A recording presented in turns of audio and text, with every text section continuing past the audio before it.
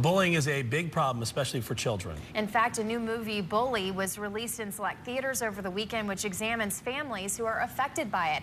So what can be done about this problem? We're joined this morning by inspirational speaker and author Gabriella van Rij to discuss this issue. Good morning, Gabriella.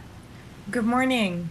Tell us, when did bullying become such a major issue, a major problem? I know that this is a huge topic on social media. I see it all the time on Facebook.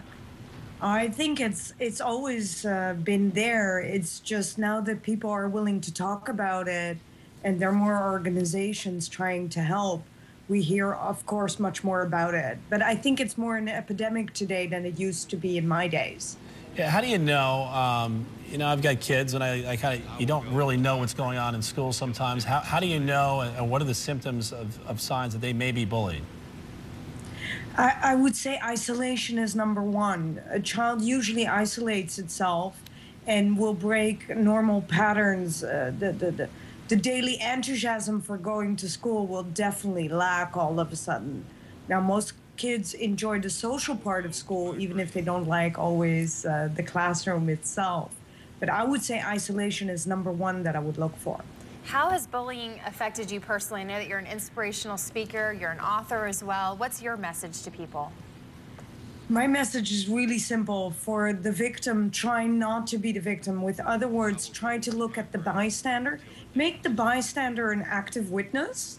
If you have the capability, even as a child, to do that, I think you would see everything shift around you. Because can you imagine that the bystander suddenly becomes active or takes part role in whatever is happening to you? Then the entire shift in energy in school will change and people will actually stand up to you. And the second, and that's much harder to do, is not to be so scared, because you're attacked for your own uniqueness.